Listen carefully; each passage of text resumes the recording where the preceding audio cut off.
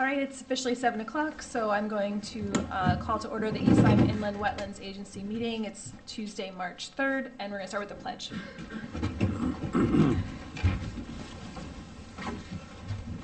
I pledge allegiance to the flag of the United States of America and to the republic for which it stands, one nation, under God, indivisible, with liberty and justice for all.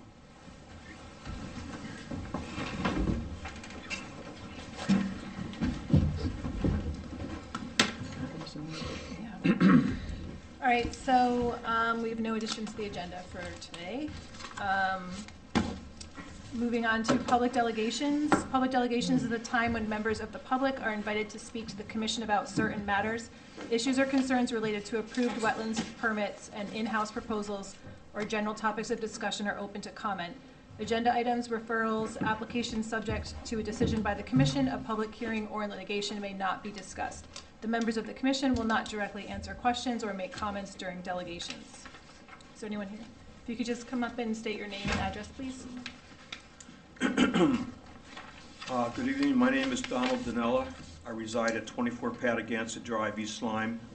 I'm an appointed member of the East Lyme Commission for the Conservation of Natural Resources. However, tonight I'm appearing as a member and on behalf of the Board of Directors of the Patagonia Lake Association, or PLA. I have the board's full approval of these remarks, and I will provide a written copy of my text with the recording secretary following my presentation. I'm sorry to interrupt you. Is this about the Patagonia Lake application? No, it is not. Okay, I just wanted to make sure. Totally separate issue. Okay, perfect. Continue, I'm sorry. And in fact, the issue.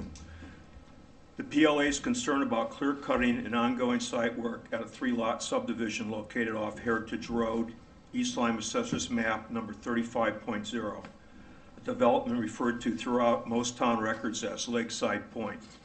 This project, approved by our town's planning commission on April 8, 2025, appears to have proceeded without formal review by this agency, and we believe it should not have.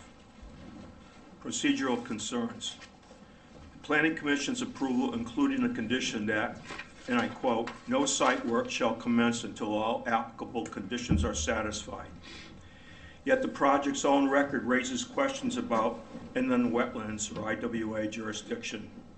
In a March 6, 2025 memorandum, Planning Director Gary Gaishel noted that the applicant had not submitted to the IWA for a determination and concluded that, quote, "Procedurally, it appears that the subdivision application is deficient." The applicant's attorney disputed the presence of inland wetlands on the property, and subsequent letters from applicant Stephen Harney offered further arguments that Lakeside Point falls outside of this agency's purview.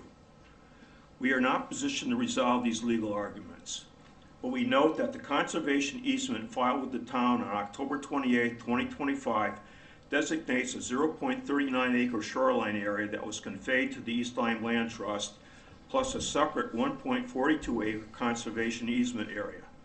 Mr. Harney stated these lands contain no inland wetlands or watercourses, and yet these parcels sit on or near the lakeshore. Again, we find it puzzling why Lakeside Point has not come before you. A matter of jurisdiction. The IWA's own stated jurisdiction covers, and I quote, "all activities that may have an impact on a wetland or watercourse within a 300-foot upland review area." I need not remind you that your jurisdiction includes cutting of trees, stumping, grading, and grubbing. There's no reasonable question that Lakeside Point falls within the 300-foot upland review area. My review of this agency's recent minutes providing your reviews and findings show that far less impactful projects have gone through a formal review and approval process. I cite, for example, a single-family home and a 20 by 20-foot dock on Gorton Pond that was approved in April of 2025 with 10 conditions imposed. Lakeside Point has not undergone the same scrutiny. Unresolved oversight questions of interest. Beyond the IWA jurisdiction issue, the PLA has specific concerns of whether key commitments made for Lakeside Point during the Planning Commission process will be honored and enforced. These should also have been brought before this agency and include stormwater management. The applicant's engineer, May Engineering report of March 28, 2025, recommended rain gardens and permeable pavers to be used. Will these be required and verified? Invasive species. The applicant's environmental consultant, REMA Environmental Ecological Services, recommended proactive control of invasive plant species, a conservation seeding plan, and 2 years of monitoring. The current lakeshore is free of invasive plant species. Will these conditions be enforced? Fertilizer and herbicide use in lawn care. REMA recommended adherence to PLA guidelines regarding lawn care and use of chemicals. We support this and would be pleased to offer guidance to future homeowners. Riparian buffer. The conservation easement appears to have ambiguous language, which could allow for hand clearing of brush and trees up to 6 inches in diameter within the conservation easement area. It would also allow the placement of septic reserve leaching areas within this zone. We are concerned that these provisions could result in the removal of significant vegetation and the encroachment of septic infrastructure close to the lake, thereby reducing the riparian buffer and allowing for increased nutrient inputs. Who is responsible for overseeing compliance with these commitments? We do not have a clear answer. Current site conditions. We discovered an IWA application dated October 17, 2025, which lists the East Lyme Land Trust as the property owner. This document was not filed by the original applicants, but by Rich Lemieux / Nova Developers LLC, the entity now conducting the clearing. We find no record that this application was ever formally reviewed by this agency during its monthly meeting. This past fall and winter, residents near Patagonia Lake have heard and observed significant tree clearing and other activities on its property. Some of us had walked across the ice to view the Lakeside Point shoreline. Substantial clearing of trees and shrubs has occurred and appears to be continuing. Whether this work is consistent with East Lyme's inland wetlands regulations remains unknown because no formal permit proceeding ever occurred. Conclusion. Lakeside Point is located within the largest remaining undeveloped shoreline area of Patagonia Lake, a significant natural resource for the town of East Lyme. We are genuinely puzzled as to how this development has proceeded without formal IWA review and approval. We are grateful for this opportunity to bring this matter to your attention and urge the agency to assert its jurisdiction and provide the oversight that this project requires. Thank you for your attention. Thank you for bringing this to our attention. Carrie, can I ask you about why we didn't see this application? So the area of inland wetlands, which runs along the shoreline of the subject parcel and the lake, was deeded to the land trust. And therefore, under the statute, they removed the inland wetlands from the site. And thus, they don't have to come before the agency because there's no longer wetlands on the property. That doesn't exempt them from needing permits for clearing or building and constructing homes. I've since issued a permit for a single-family residence on lot 1 of that subdivision. So How many lots are there? 3. Three. With just roughly a 700-foot driveway leading to them from the end of Heritage Road. We also, as part of the acquisition of the Hathaway, the 117 acres adjacent to this, the land trust had also conveyed a 50 by 50 foot easement at the end of that driveway adjacent to Heritage Road to allow the town to pass and repass in order to access its 117 acres. With the installation of this driveway off of Heritage, there's an existing access off of Hathaway Road that the Lloyds enjoy to traverse over the 117 acres to access their house on the lake. That right away will terminate, and they'll come on up and they'll access their property then from this driveway once it's constructed. So that's the situation there. So that's why you didn't see it, is because the wetlands were conveyed out. I do argue, that, without getting into the specifics of it, the process that the applicant followed, I don't necessarily know was necessarily the timing-wise, I think they should have conveyed it. I think they made application and then conveyed, just after making application, they conveyed this portion of land out for the purposes of conservation.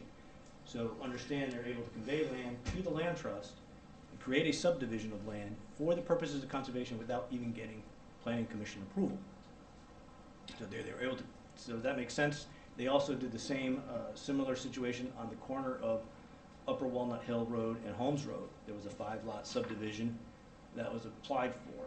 During the application process, because it was realized they need a wetland permit, they conveyed the in the wetlands out. How do you mean, how do you convey? You create a parcel of land around the wetland at the boundary, and then just convey that land, the wetland itself, to the land trust. So now on the application, when you say, is there wetlands on the property, you say There no? are not. Right. Crazy. And then what happens after that? After they convey it back? No. The land trust just holds it BS button. forever and ever, I guess, until they get rid of it or sell it, or they could convey it back to the homeowner, I suppose. That would be plausible. Is that something, oh, sorry. No, go ahead. Is that something that you guys could put something in the regulations in the wetlands to prevent that from occurring, like, in the future, possibly? I don't know if Or that's, is that not your purview? we'd have to take a close look at the statutes,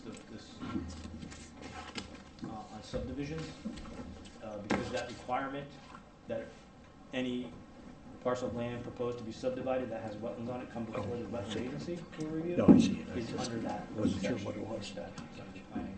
So that's section 8-24, or 8-23. So I'd have to look at that and see how possibly massaging and wetland regs would modify that. I think that'd have to be built into the subdivision regs. Yeah, and I wonder if we could use that upland review area and maybe somehow say if there's a subdivision over a certain number of homes and there's within an upland review area, I don't. Possibly. I mean, it's akin to the issue that we had in the past, or we've experienced in the past, where a developer would clear the 50-foot swath of land, and you're not allowed to, quote, clear the 50-foot swath of land before making your application. That's in the regulations, the subdivision regs. But well, what if I don't want to do a subdivision? I just want to clear land because I want a farm road. Mm-hmm. So you're running this fine line between uses. I cut in my farm road, and then I change my mind. So you can skirt regulations, and I think there's a fine line there. So we have to, sit down and kind of figure out where we go. The conveyance to the land trust is a 15-foot strip from the high water line around the perimeter of the property. Sorry, can you come up and just state your name?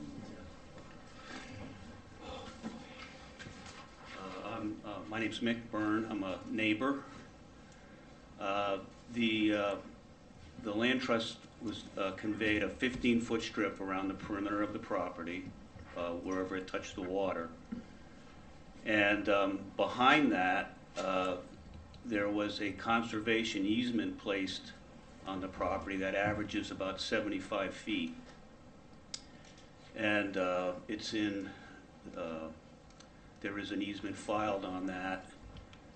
It has a lot of restrictions about clearing and so on, but then there was a number of exceptions that rendered most of the restrictions rather limited.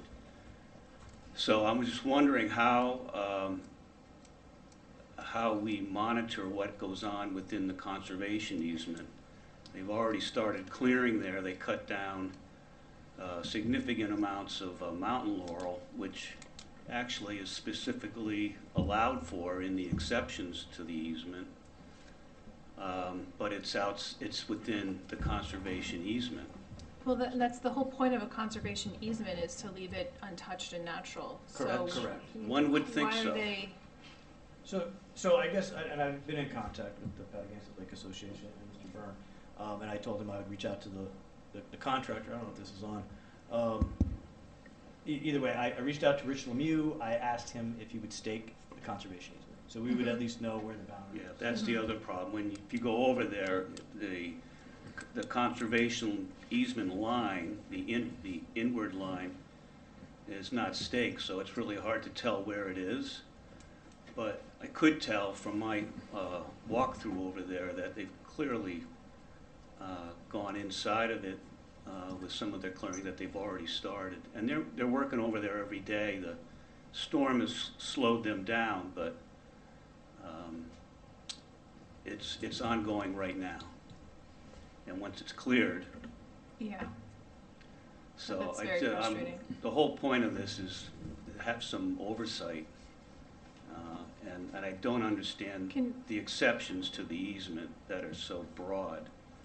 Harry, is it possible to do a cease and desist of work until they outline the conservation easement?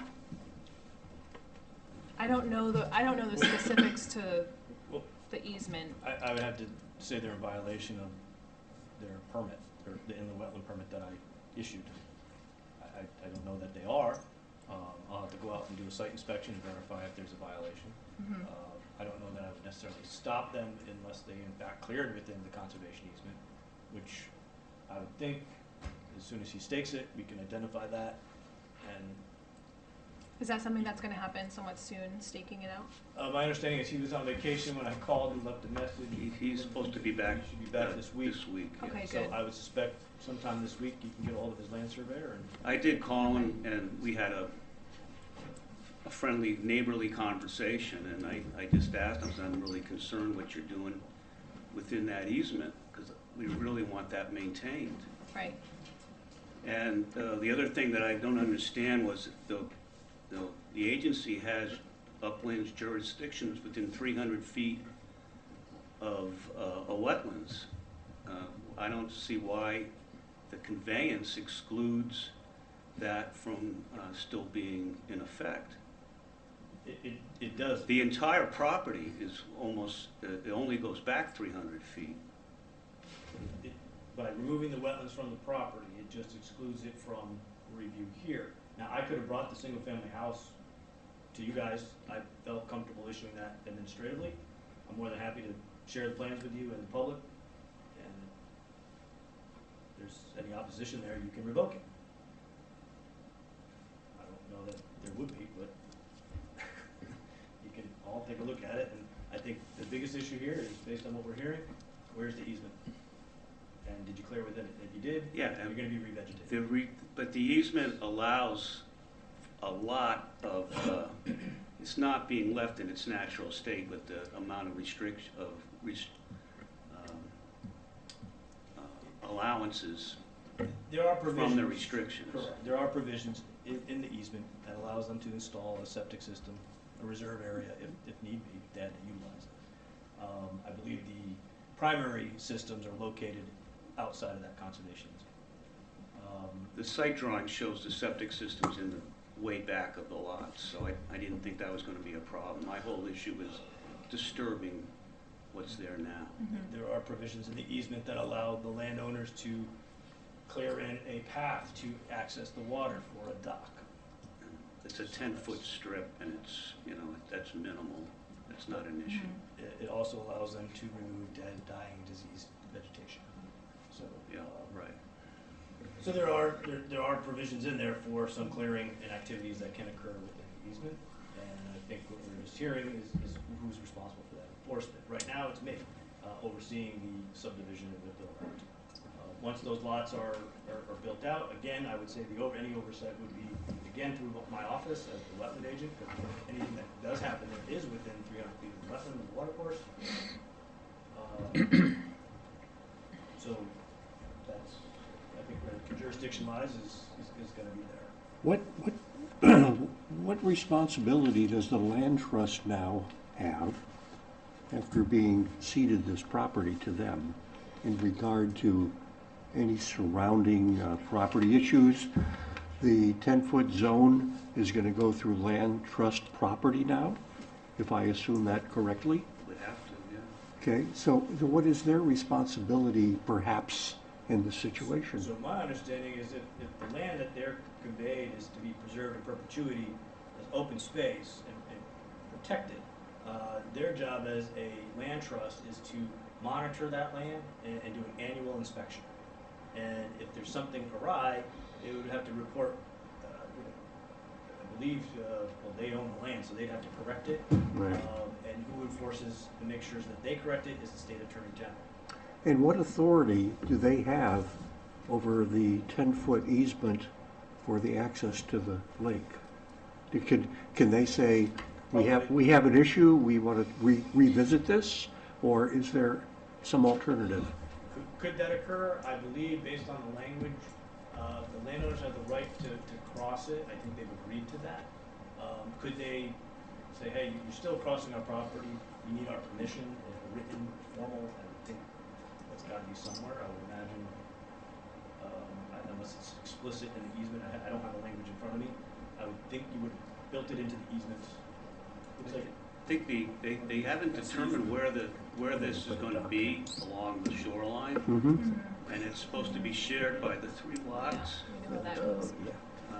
So that's all got to be determined. There's supposed to be a 10-foot, they're allowed a 10-foot strip to like accept them to the lake.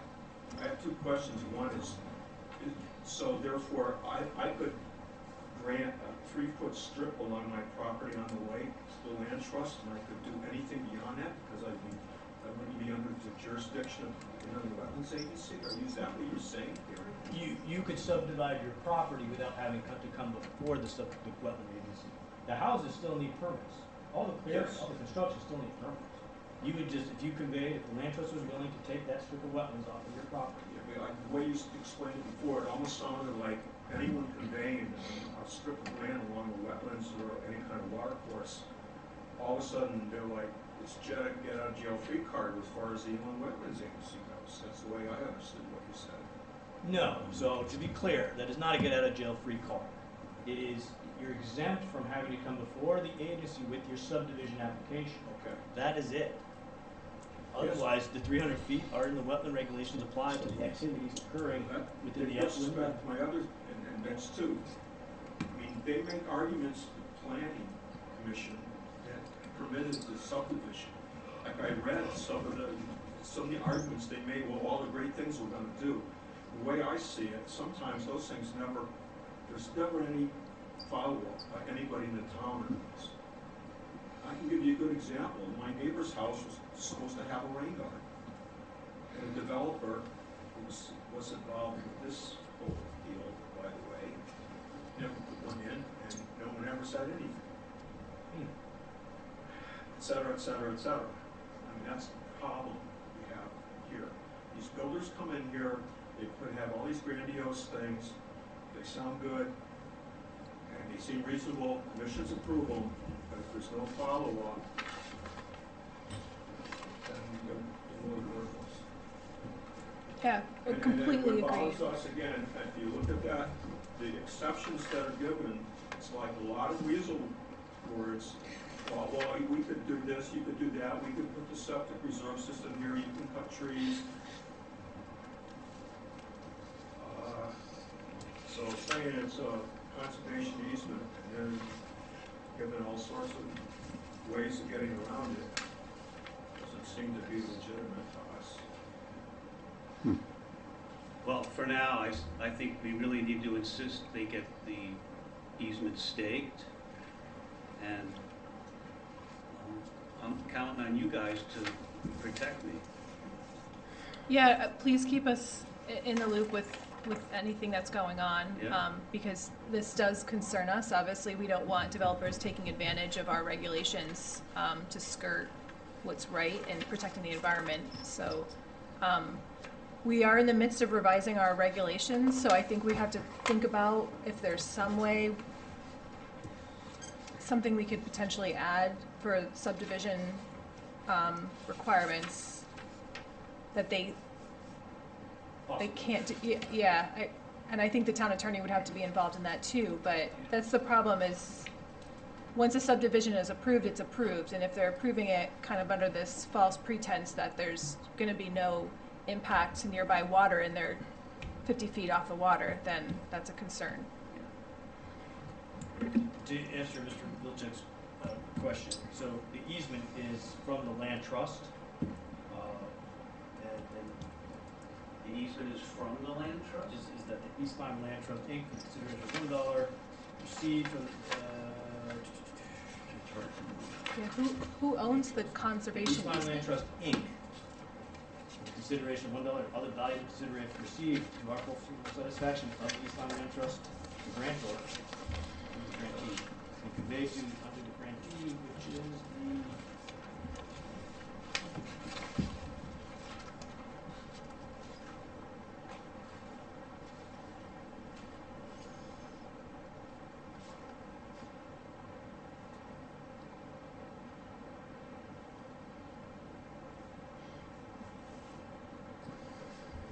At what point Is it did the land trust own the property to be able to grant the easement? there's a whole history here, as far as the conveyances of land. The land trust acquired the property from,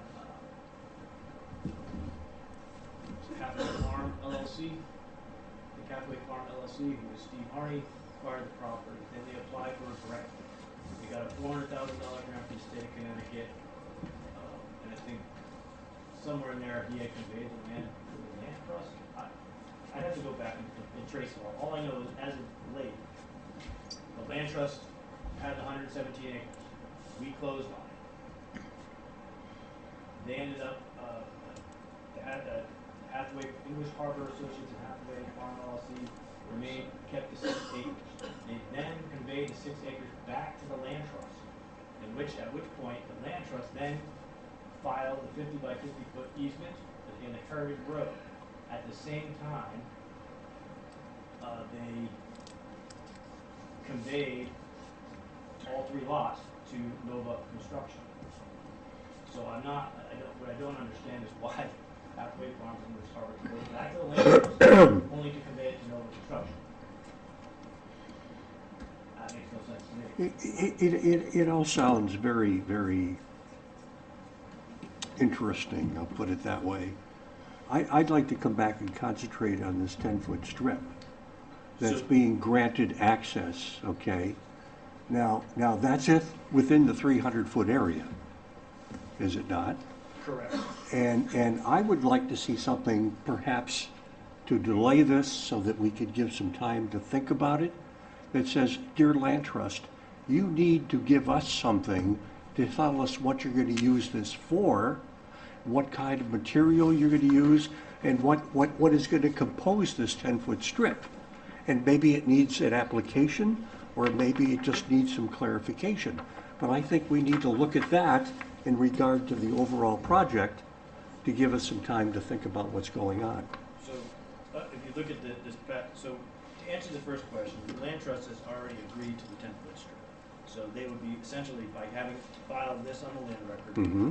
they're conceding to the fact that, yep, you can put a 10-foot, you don't have to come get our permission explicit. And then in this, under subsection F, 7F, it says the proposed pathway will require a permit from the town of East Lyme Inland Wetland Agency or its agent. So that's when, at such time that they Well, see, we develop that path, they would come before the commission with a permit. and we did not know that yet until just now. So that's my point. They need to come to the commission to ask permission to do this. We need to analyze that in regard to the overall project. That's gonna be after the fact, right? That is The just, houses, I would suspect, the houses, they may never build a dock, they may never make a path. It's a pretty steep slope, but I would doubt that, I would suspect they'd want it if they had the ability to get water access. and are there members of the East Lyme Land Trust that are also part of English Harbor Developers? I don't believe so.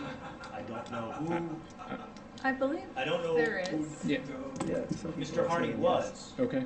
I don't know if he still is a member of the land I trust. mean, I'm in- not church vision, I've been looking into these Lyme land trusts a little bit. They have no formal online presence, and what you can find is the name, address, and phone number of Mr. Ron Lewis, who passed away several years ago. He was the former president. I do not know. I think I might go ahead and try to find out when they have meetings. How many members do they have? How are their officers selected? You brought up before, Gary, about inspections. I'm also on the board of Fred's Oswald U.S. Agent, so we were asked by the town to hold a conservation easement at Darrell Pond. Our members perform an inspection every year on that property, which requires walking around the boundary and other parts of that property, and we present a report, and we have done so for many years now to the Board of Selectmen. I would like to know how many reports the East Lyme Land Trust on their properties have been inspected and given to the Board of Selectmen. That's what I have to say. Yeah, that's an excellent point. Yeah, he's absolutely correct on all those points. We don't know who the membership is. We don't know when they meet. There is no online presence. I believe the current chair is Mark Carlson. I think there's only roughly 3 members, a secretary and maybe someone else at large who's still interested. I don't really know.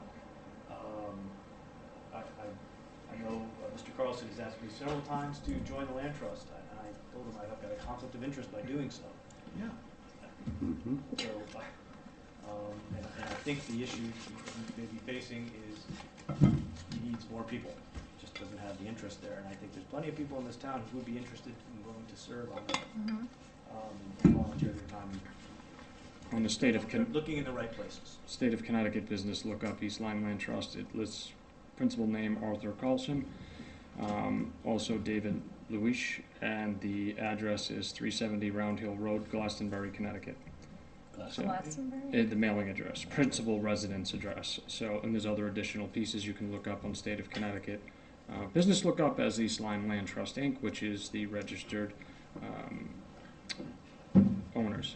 They also on the Connecticut Land Council or Land Conservation are not a member of that, which is a little suspect overall. However, they show 40 members. Most land trusts would not actually accept that little portion of land as well because of all the requirements to do. So it is also suspect that they would do it, and it is just another instance of where the East Lyme Land Trust is taking actions that really should be looked into, in my opinion, to be honest. How's that? I do believe, I think it was just somewhere between 2024 and now. I do know that the state's Attorney General has done some investigatory work. I don't know the results of any of that, but I do know they were contacted. Okay. Was that recently? Between 2024 and currently, Gotcha. so I'm not Yeah, that's right. sure exactly what transpired. Got it. But seeing that there was no legal actions taken so far, I imagine things are at least, proceeding lawfully. Don, have you asked those questions of our first selectman? Maybe it's something that he could pursue. So I think That- through Ann as an Yeah. officio, she can convey those. But maybe like So- write them down so we can inquire. So,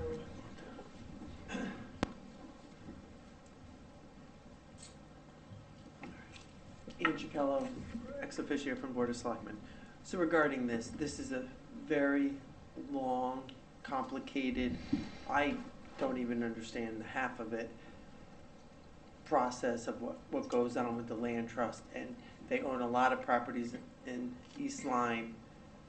And it's, you're asking these questions, but these answers are not simple answers. This goes back many years, and there's a lot of conveyances of different parcels of land to different entities, and then they change the names, and it's a very complex. Is it And I'm private? not trying to not answer the question. Yeah, no, I understand Because, that. yeah, this has been, and the first selectman is well aware of what's going on. So it's a private organization, it's not, or is it a public organization? I believe it's a public organization that anyone can, if you want to join and become a member, I thought it was like $5 or something. And the issue is a lot of people in East Lyme, when they pass, leave their land to the East Lyme Land Trust. And it's, Sometimes it's left without a conservation easement. Yeah, with it's, the idea that, oh, they're gonna protect it and preserve it in perpetuity. Right. Well, the land trust is a business organization as well, right? They're an LLC, even They're- though they're nonprofit, Mhm. they're still a business. And So they- they operate like one, and if They there's do. no easement, well, we could develop that land, so why not leverage it? yes, Okay. yeah, so it's, I'm just gonna leave it as it's very complex, and so what Okay. you're asking, But the town Is is aware being- is what I wanted to hear. Yes. there's all different issues going on with all the different lands that the land trust owns and conveys, yes. So this one in particular, yeah, Gary, am I correct in saying very well aware? Yes, we are aware And- of the issue. And I think, to Ryan's point, it is a little suspect when you just taking slivers of wetland Mhm. for the purposes of avoiding a commission review. That's- Absolutely. I think that just puts a bad taste in everybody's mouth, so. Mhm. Yeah, we're a little offended. Which leaves us back to the 10-foot strip, which we may have some authority over, waiting for their application to allow that to occur. So I would be looking forward seriously to that application so that we could make some specific considerations. Yeah, but I was under the impression that they don't have to do anything unless they're gonna build, right? Or Yeah, unless they're They gonna, wouldn't bring forward an application, well, unless they're actually gonna Unless- build that path. Once when they decide, hey, this is what we wanna do, then they'll probably bring forward the application, and that's when we'll get a chance to review it. Mm-hmm. but Also who remember- knows when they're gonna do that? They can never do it, or? You see, but we're do- building 3 houses there. So- And part of the appeal, or 2, So one's there's 2 already more. approved, right? I approved one. There you 2 go. more. And- So I can and- kick those other 2 over here. You guys want, no skin off my nose. And potential, but, this is an attractive feature. You have pond or lake access. Absolutely. So we have the authority to take care of that 10-foot strip and protect it. Correct. That's all I'm saying. Okay, so we do have some leverage, I'll put it that way. So I'm more than, and maybe at this point, it would just be a good way to proceed is to bring the other 2 houses. I can let Rich know, you'll be coming before the commission. However, if we approve and adopt those other regulations, we're gonna have to look at his proposed Mhm. site development and see where it falls, but yeah, I think maybe just, Point being is, we don't want you to approve the 10-foot strip. oh, We want to approve it. correct.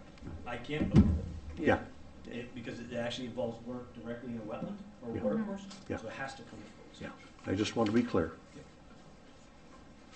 I will, just for the public, I can approve permits for activities within the upland.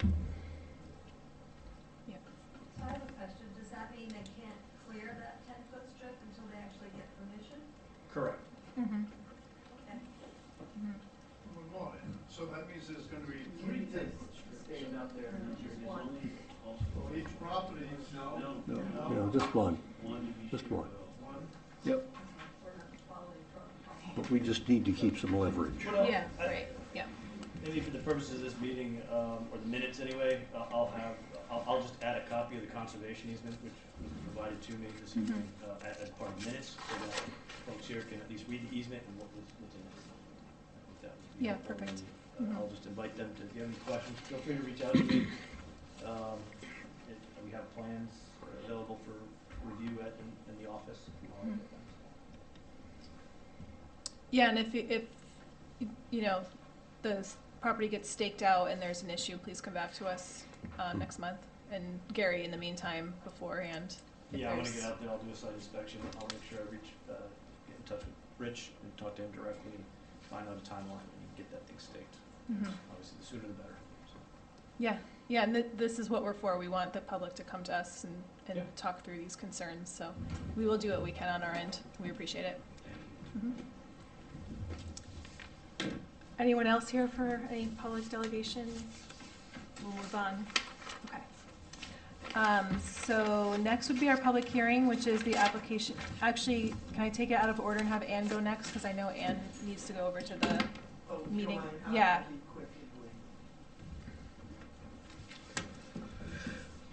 Ann Chicallo again, ex officio for the Board of Selectmen. So, let me think. Past month, I'm gonna say we've basically been doing deliberations, working in the capital improvement committee. We met, I don't even know how many times, at least a minimum of like 20 hours on that. And now we're actually working on the operating budget. So it's just a lot of meetings on the budget. You did ask me last month about the school buses and how they're parked where they are behind the middle school. So I did speak to various people, including Joe Bergaw, who is the Director of Public Works, and what we kind of decided, and he thought it was a good idea, is to get a working group together, not a subcommittee, but a working group with the different stakeholders. Because there's two issues. There's the school buses need a home, but also the different groups in town, like the Board of Ed, Public Works, Park and Rec, they need storage for their vehicles.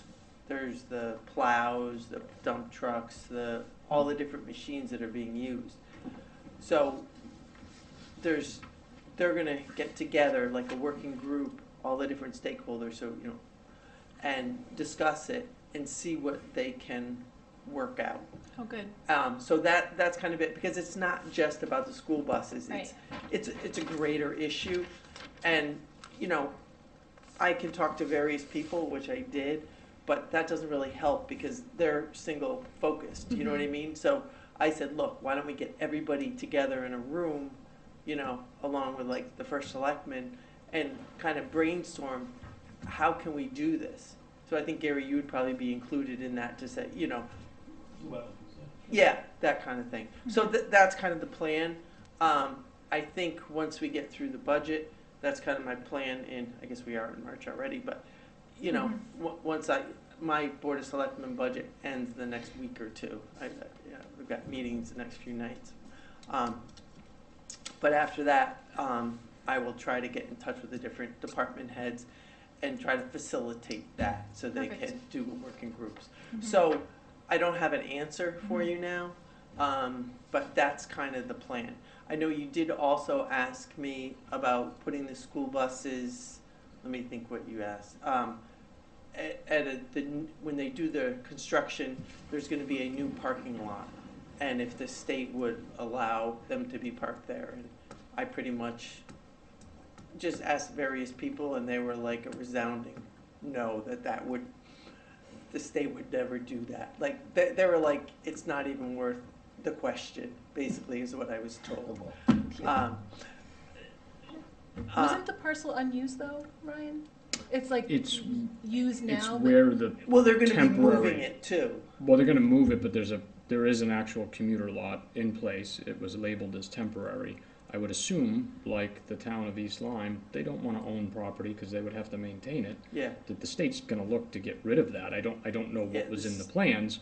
So Yeah. that's, I guess, was the big question.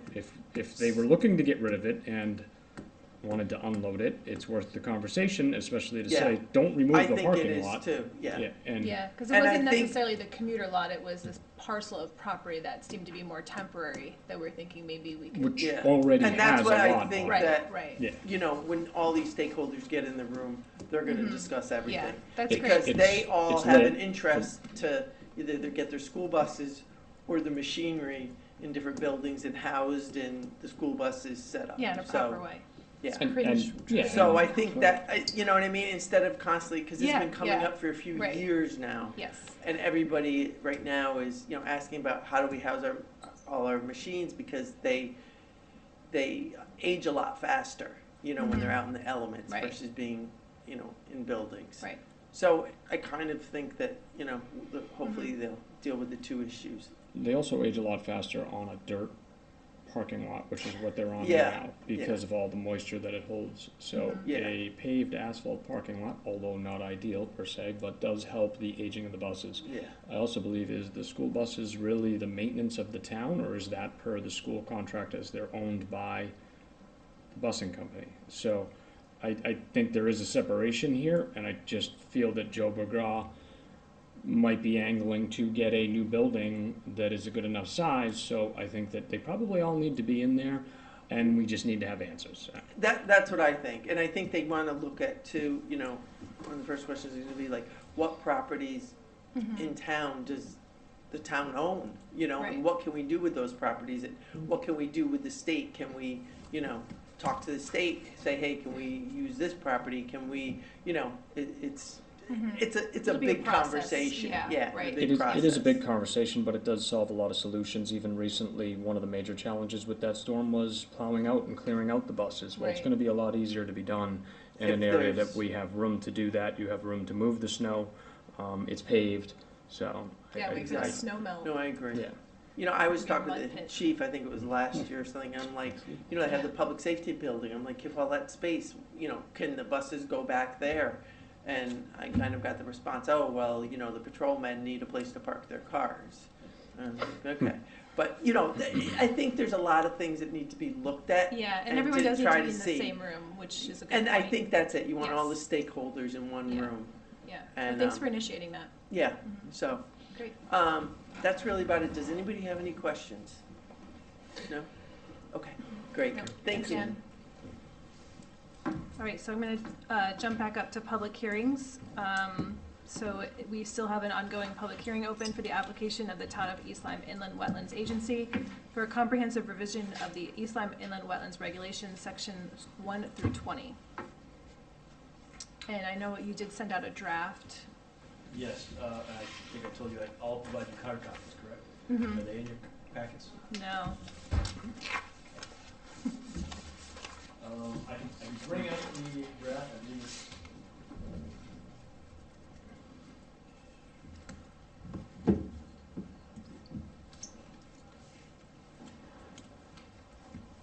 And we still, I guess, we do have the public hearing still open, so if there's anyone here that would like to speak to the regulations, we are still taking comments as we work to develop them. I don't envision we're gonna close the public hearing tonight,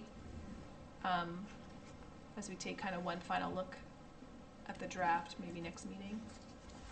Close it, but if anyone wants to speak to anything.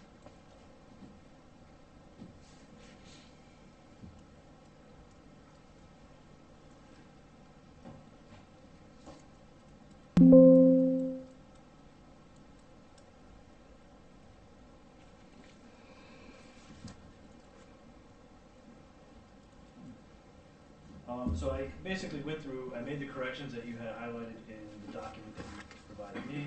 You want, I give you a copy of that back. And then I think the other significant change is I added a definition of agriculture, which basically comes from the state definition. Here it's just now explicit, it's now in section 2. As a result of that, that renumbered the entire section. I also added best to management practice, so put it up at 2.6. We didn't change the definition of that, it's just best management practice now. Then I added the definition of farm. So you know the definition of farm, which was to clear, and then there's a definition of farming. We added that as well. And then the other to address, I don't know, and had to go across the hall, in section 12. What was it, section 12? Concern regarding the 300-foot upland review area. So to hopefully alleviate some of that, I added section 12.2 that the agency may delegate to an authorized agent the authority to approve and license for activity. 12.1 may delegate to its agent the authority to determine permitted or non-regulated as of right uses or activities within the 300-foot upland review area from any wetlands or watercourse. So I can make those determinations.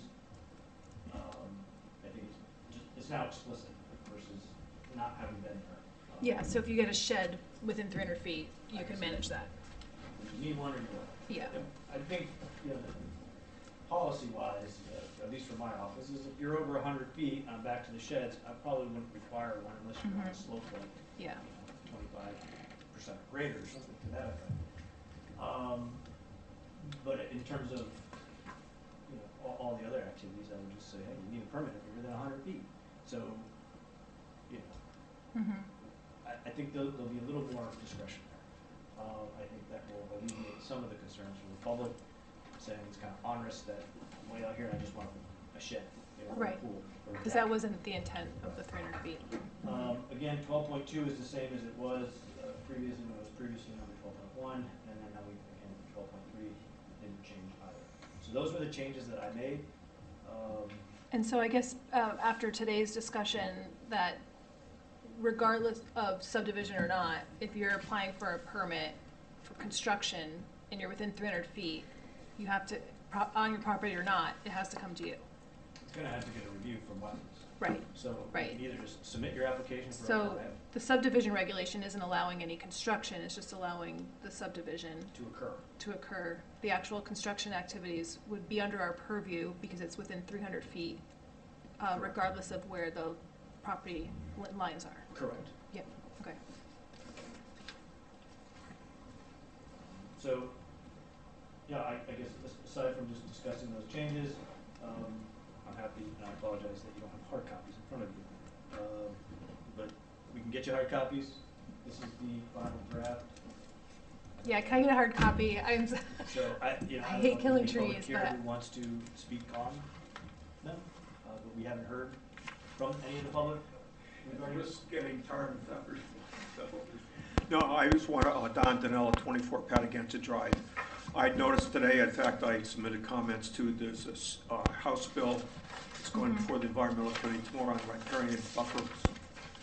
And I just wanted to bring forth, I hope that this document is a living one that you can amend rather easily if state laws and rules and ordinances change, because I noticed one of the things within this bill is to more further define these agricultural rights in wetland areas, as well as more restrictive measures to protect riparian areas along wetlands and water courses. So I hope that this document therefore can reflect any changes in state policy and law. Thank you. do we direct any definition to, I feel like there are a few where we identify in accordance with the Connecticut state Well, we have references or definitions or something.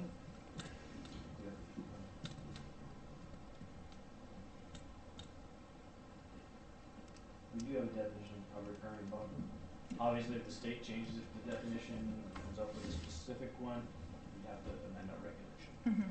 So I think, I guess to answer the question, how readily easily are these amended, we have to go through a public hearing process, like we're doing now, but that's really the extent of it. Yeah, it's not challenging to change.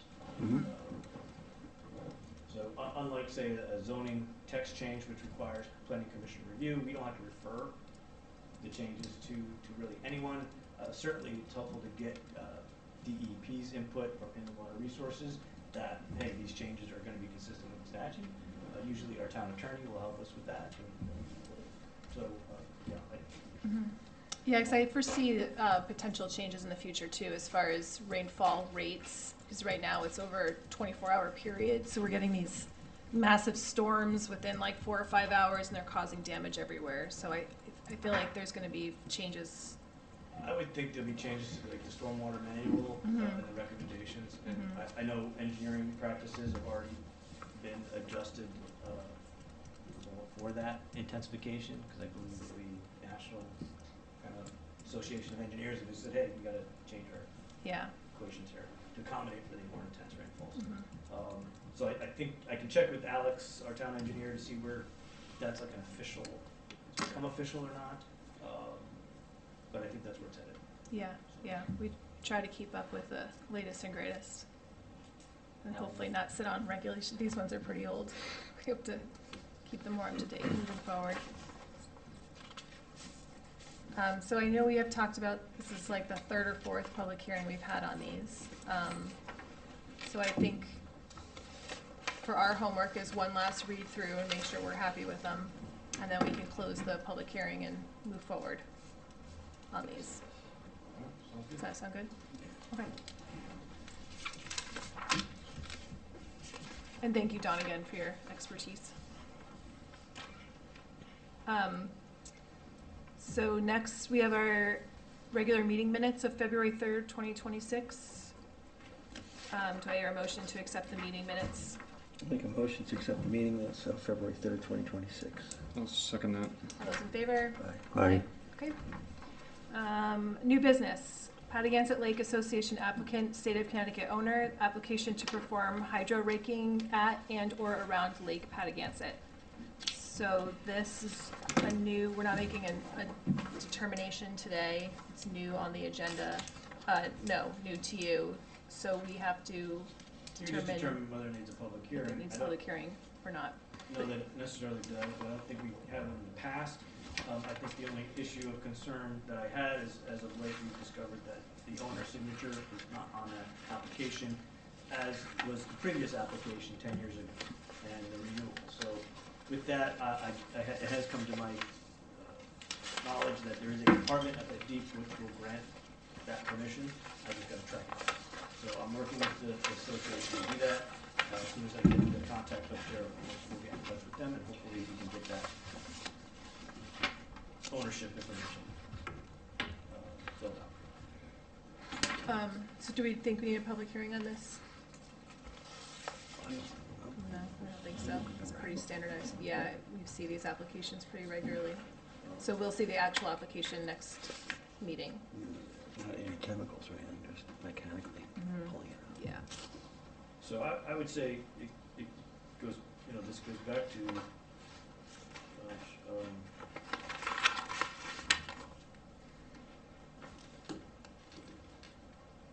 at least I got a 2007 in this last That was forever ago.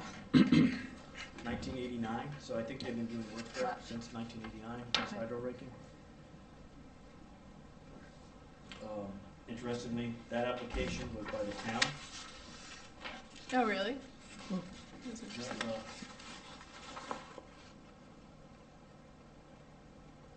The town doesn't do hydro raking anywhere anymore, right?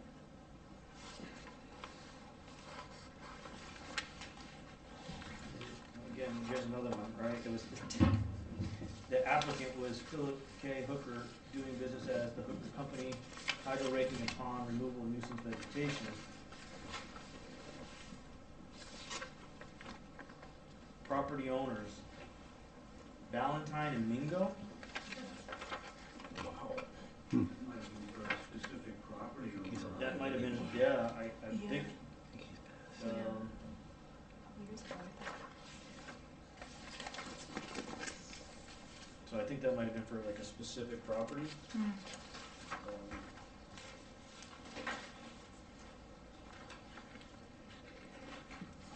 I think it was the application in '07, property owner was the Town Hall Engineering Department.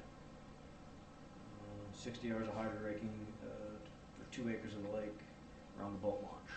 So we've been doing work, and that was what the town did, and then I think all the other permits since then have been by the Lake Association. Okay. So, Do we need to make a motion on this or no? no, I mean, they are here tonight if you want to hear from them, but it's the standard, it's no different than what was previously approved. So if you have no questions, we can't decide it tonight, it has to stay on the agenda for 15 days. So at our next meeting, we can render a decision, but aside from that, I don't really see any issues with this, other than that'll give us a few weeks to get the owner's information. Mhm. It's raked and dewatered, is that, Well, I should preface that the town has agreed to allow some of the spoils to be placed on their property now that we own a portion of that 117 acres. So the material up in the cove area, in the channel, they can put some of that on our bank. We're not opposed to it.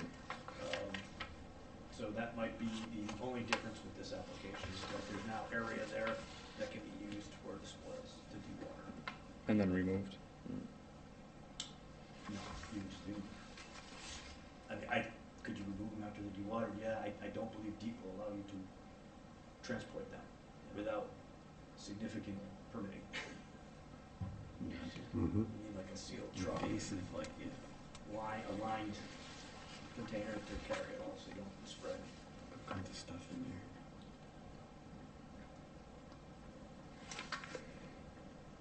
That's all we have on that for now. Okay. Like I said, the association's here tonight. If you have any questions for them, but If you don't have any questions, do you have something that you want to add at all? No? No. Okay. All right, so we're in a decision next meeting on that one. So next is John Paul Abarca, applicant, Nellie Abarca, owner, application for the construction of a single-family dwelling and appurtenances associated with a one-lot re-subdivision of land at 46 Brainerd Road, Niantic, tax assessor's map number 7.4, lot 20. Hi there, how's it going? I'm John Paul. This is Pam Garcia and my aunt Nellie. Pam is Nellie's daughter. So we're excited. The existing 46 Brainerd Road currently belongs to my aunt. Funny enough, I used to live there with Pam and my aunt when I was young. So this is a full circle that we are getting to do a lot line revision and subdivide it and hopefully build Pam her future home. Today we're here because we are seeking inland wetlands approval because of our re-subdivision. Right, we're re-subdividing. so like what we just saw here, there's wetlands on the property, they can convey them out, so they have to come to you. Yes, honestly, that was Thanks full for doing the circle. right thing. Yeah, we were like, huh. If they only knew. Yeah, next time. No, that's okay. I don't know what trust we would send it to. Yeah. Funny enough, this is my first time doing a re-subdivision, so from what I understand is that we're not directly building on the wetlands. We are 54 feet away for the proposed septic tank is 54 feet away and the house is proposed at 117 feet away from the wetlands. So that means that we are in the 300-foot buffer zone, upland review zone. So here we are. Is there any specific things that I can talk about? Can I add something? Sure, come on up. Introduce yourself.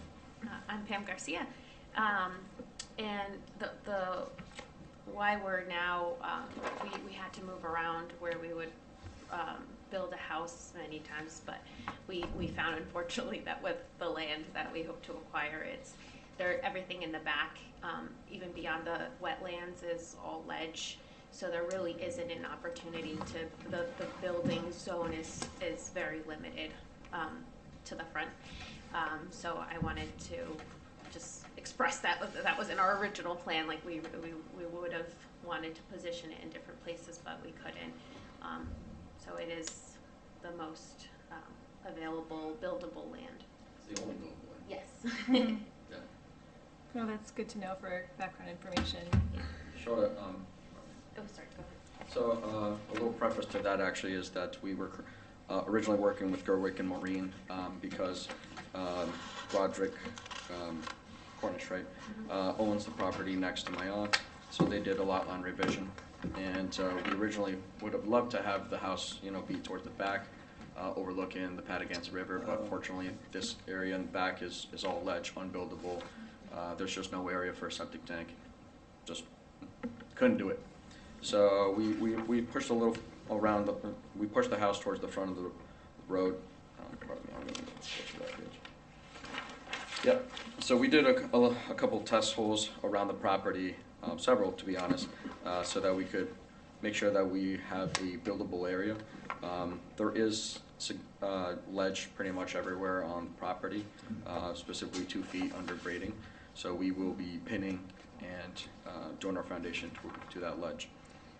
In terms of our septic tank location, we did find an area that's downhill from where the house would be, but uphill from the wetlands that we found would be a good area for the proposed septic tank.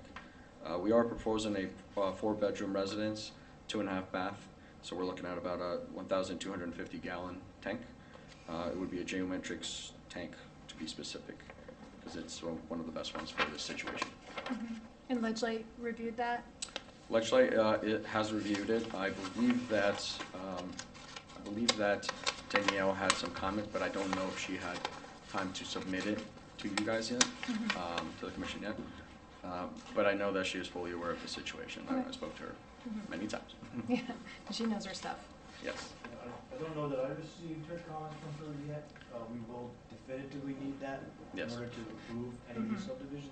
Planning will need it. Correct. Obviously, being that we can't render a decision this evening, Right. we certainly can reach out and see where the status is, and reviewed or provide the comments. Again, unlike the subdivision regulations, for the purposes of this commission, they don't necessarily have to demonstrate that it actually works and fits. Should they? That's up to you. But I would think you'd want to ensure that it functions. There, I also note the reserve area, just below the primary there, again, it's still upgrading of the wetland. And there is a breakout, it's within 15 feet or so. I think there'll be more effluent will travel probably down this flat area where my cursor is before it enters the wetland, so it might enter the wetland maybe closer to Mr. Cornish's property, but we still have some space there. And so for today, we are determining if a public hearing is required. Correct. Right. We're going to need a public hearing for the subdivision automatically at planning, which they have submitted their application, so the property is taken there. You know that the planning commission cannot just automatically approve the subdivision application without getting a report from this commission. Typically, that report comes in the form of a permit, but if it were a denial, we get a written letter. So it's a re-subdivision of a property. Is there a house existing on that property? Yeah, on the north piece. Correct. Yep. So here's sheet one. The plan shows the existing house, and overall public. Which was a lot line revision acquisition from Rod. Okay, I see. Yep, so that's my aunt's house, existing property, showing the existing area of her existing septic tank, and then we located a reserve just south of where that existing area is. Then we are seeking a re-subdivision application in order to build this new property for Pam, which we have identified a new septic area and septic reserve. Okay. But yes, from my understanding is we definitely need a public hearing for a re-subdivision, so therefore we're definitely doing that anyways in the near future. Based on my preliminary conversations with the applicant regarding that re-subdivision, it looks like it will comply initially based on our discussions. Again, gotta review the plan and ensure that it doesn't really have any red flags as far as the re-subdivision goes. Requirements, zoning, setbacks, grading. It's a one lot, single family. Pretty straightforward. No public improvements. In terms of drainage, I don't know, maybe a rain garden. I don't know where you're going to put a rain garden. I can tell you that Ledge Light won't let you put a rain garden. I think within 25 feet of the system upgraded. I think it has to be 50 feet. You can be within 25 feet of the system down gradient. But I don't know that you want a sheet flow over your system necessarily. The runoff's got a sheet flow anyway in that direction. Especially since it's on ledge anyway. So Yeah. it will be what it will be. Maybe have the roof off and collecting that. The driveway will clearly be, I think, rated out, so it's going to probably Towards the street. drain off towards the roadway. I don't know if there's any catch basins. I don't see any on the plan. I see two Good question. I holes. think there is one, but it's right at the entrance of what is the opposite of the entrance to that nature preserve across the street. It's owned by the state of Connecticut. So there might be one down. I think there is one. I'm next positive. Further north, correct? Correct. So that might be just off the plans. Yeah. Or south, I would say. South. Oh, it's further south. Yep. So there's a catch basin on the phone. I think there should be. I believe there was. I know that there's a light pole there, and I'm next to positive I saw some sort of sewer because there is an existing road. I will have to double check that, which I definitely can gather information and photos for the next one. Yeah, it looks like it's gonna close up based on the grid there. So if they sheet flow the driveway out, it may not be as bad because you're just collecting the house. Any other questions, comments, thoughts? I don't know, other than say limit of disturbance, I suspect the bulk of this is already wooded. The bulk of this, well, the entire property is mostly wooded, other than specifically right where there is ledge and some wetlands. I would like to note that this wetlands isn't necessarily a body of water, correct? It's mostly dry. The only time Wooded wetland? it's wooded wetland, yeah, mostly wooded. The only time we've ever really seen water there is during heavy rain. So the way I look at it is that, you know, the rain from that gets onto the ledge, goes down through that steep hill, and then will collect there, and then run down towards south. But again, we've only really seen it there when it's really rain, heavy rain, like Hurricane Sandy type rain. So, I mean, short of where that existing proposed silt fence ends, Yep. on north, if you ran a line, you know, straight north, 90 degrees north, we'd be calling that the limit of disturbance, and in order to keep it closer to the lake, but, a little bit steep though. That would be my only concern, is can you know, minimize the limit of disturbance as much as possible, so that we maintain the tree canopy over the wetland. Right. Sure. Funny enough, I actually did get a percentage of slope, and we were at 6% for this hill. Just comment out there. Yeah. Well, some areas are, I mean, there are a couple areas where it does pitch a little bit, but it's very isolated areas, but I was able to actually take a measurement. But then other than clearly identifying that limit of disturbance, I don't have any other comments. Okay. So, wait, does this need to, this is definitely going to a public hearing?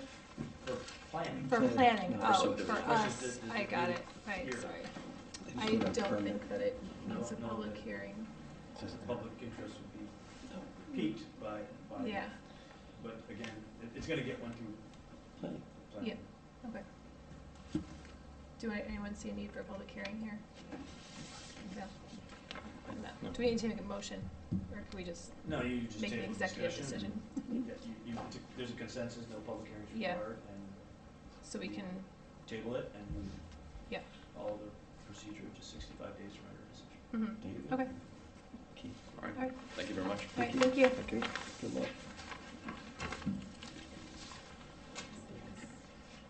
Okay, so we have, Oh, you the next meeting? Yeah. it should be the first First Tuesday in Tuesday. April. First Tuesday of the month. Is that the second, I believe? Yes. April 7th, yeah. Yep. Yep.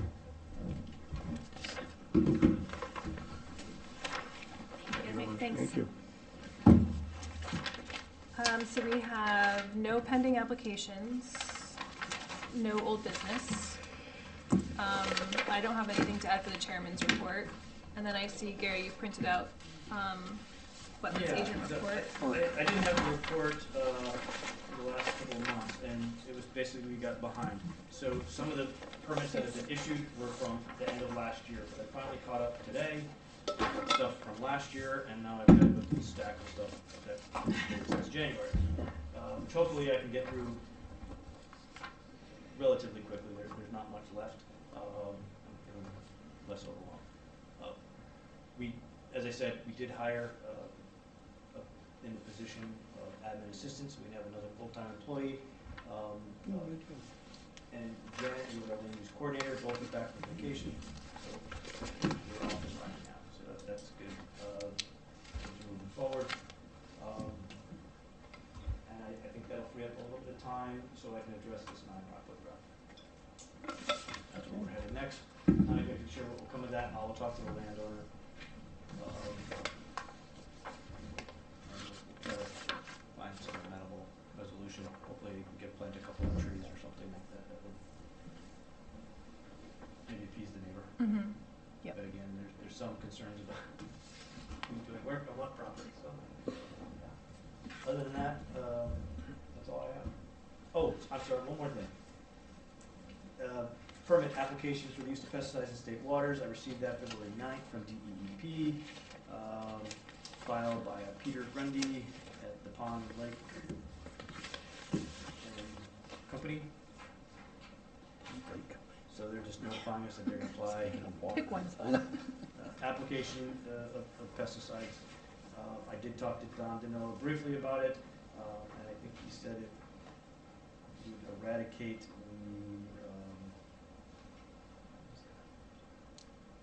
This is in Patagonia? Lake Patagonia.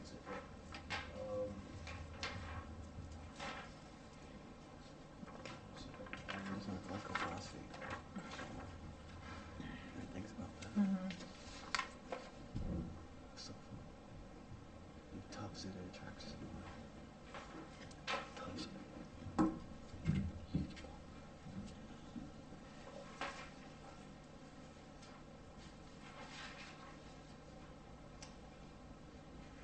So plants to be controlled, forgive me if I don't pronounce these correct, but filamentous and blue-green algae.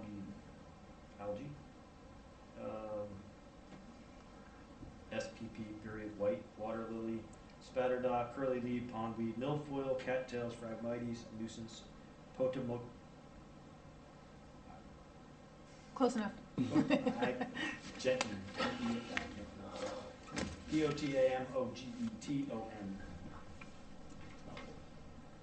So that's what they're looking to control. Any questions, concerns? Guess that'll be done in conjunction with the hydro ranking. So I did ask Nick if they could give a report on like the progress, because they've been doing this for 10+ years. Yeah. And I think there was a presentation last week. I had sent an email out to the agency. I don't know if anybody was able to make it. I missed that one. unfortunately had to be here for planning a zoning meeting. But I don't know, like I said, if any of the other members made it or any of you made it, but I think that's where we would have found out kind of the existing conditions of the lake and kind of what the status is. Mm-hmm. I was trying to glean that from Nick and Don, but I really haven't gotten a clear status. Like, you know, I do know DEEP has done mapping in the past of the vegetation, because they've been tracking that, and because of all this work has been going on, and these applications of pesticides and herbicide applications. So, other than that, that's all. I think that covers it. Okay, yeah. Isn't there like something happening at for water? I saw there was like some kind of topic on March 7th. Yeah, it's at like 2 o'clock. Yes. Yeah. Yeah, it was At good. the public library, Yeah, there's a yeah. presentation that, Today? No. no. Yes. I believe it's 2 o'clock about groundwater. Yeah. I can't attend, but Mark Christensen from the Historic Properties Commission. Protecting our water resources. Yeah, March 7th at 2 p.m. at the East Lyme Library. Or was it the library? Library. I wasn't at the library this year. Yep. Yep. Yeah, I was planning to go, but they canceled it. It was during that big snowstorm, so they canceled it last time. But they're gonna have another one. I can't go this weekend, but I think he said another one in like April or something. Oh, okay. Good. Yeah, so. Good. All right. On that note, do I hear a motion to adjourn? Make a motion to adjourn the meeting. Second? Second that. All those in favor? Aye. All right.